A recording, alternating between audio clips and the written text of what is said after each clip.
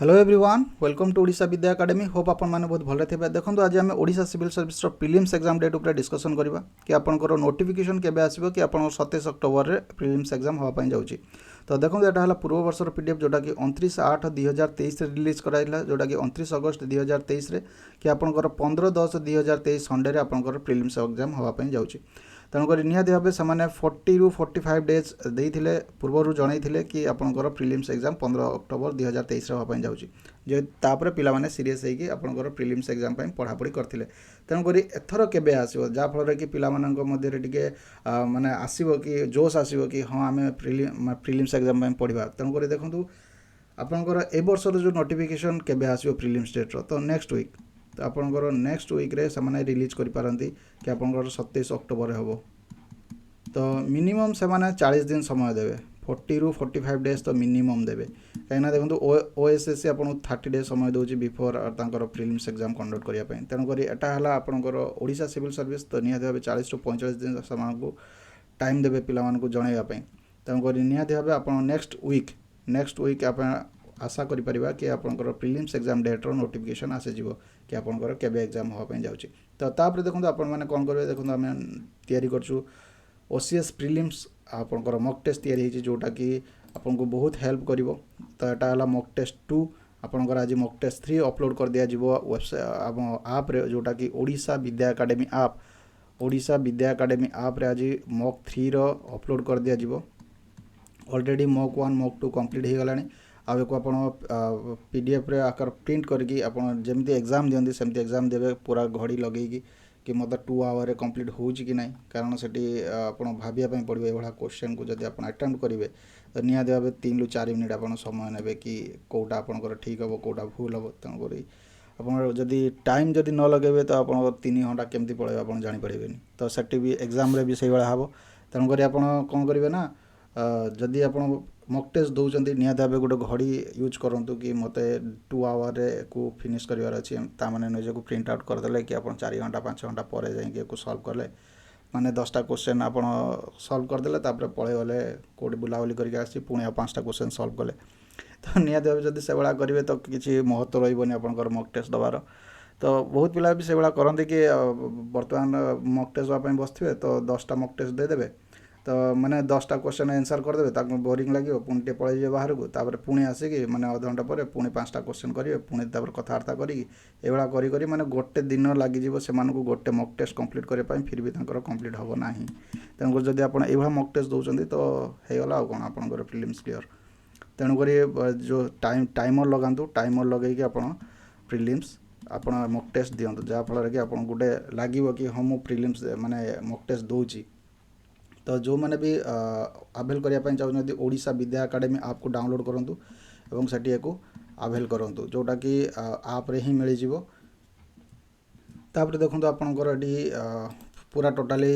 Explanation सहित दि जाइए कि आप कौन से एक्सप्लानेशन पूरा दि जाइए आपंकर मक टेस्ट पूरा पूरी एक्सप्लानेशन दि जाइए एमती ना खाली आंसर की दि जाइए पूरा पूरी आप मक टेस्ट पूरा पूरी एक्सप्लानेशन दि जाइए सब देखो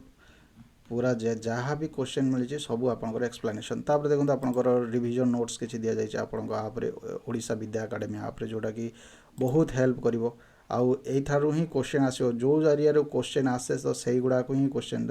माने क्वेश्चन दि जाइए जमी आपंकर मनी मार्केट होगला तो कॉल मनी मार्केट होगला तो या धर क्वेश्चन आसी ही आसी। तापर देखो आपंकर ये मनी उपरे आसो ये गवर्नमेंट बॉन्ड उपरे आसी क्वेश्चन तो निहाती भाव गवर्नमेंट बॉन्ड उपरे क्वेश्चन आसी तो ये भी आपंकर मोस्ट इम्पोर्टाट क्वेश्चन रहिबो।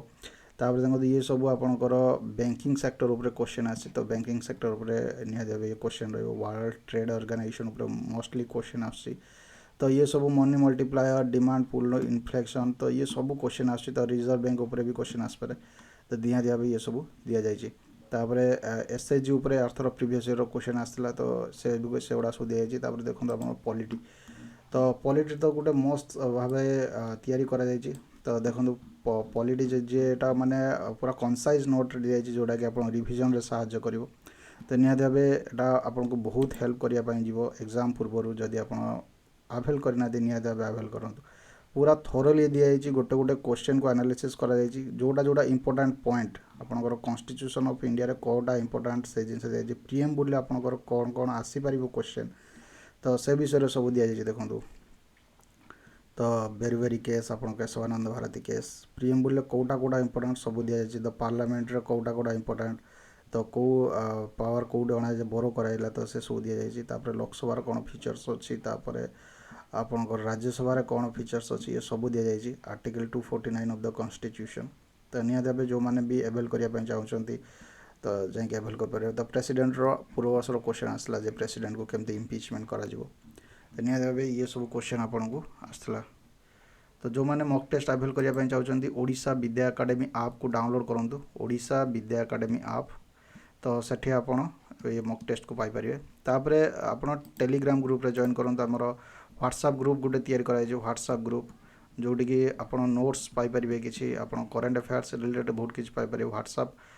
ग्रुप जॉइन करिया पई आपण टेलीग्राम ग्रुप जॉइन करंतु टेलीग्राम ग्रुप रे सेठी आपण को व्हाट्सएप लिंक मिल जिवो लले डायरेक्ट आपण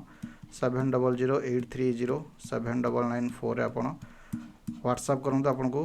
मटेरियल आपण को ग्रुप रे ऐड कर दिया जिवो तापर जो मानकर आप डाउनलोड करिवारे प्रॉब्लम होची तो समान ए नंबर रे मेसेज करके जणाई दे पारिबे जे तांकर कोन प्रॉब्लम होची तो नियत भाबे ये तो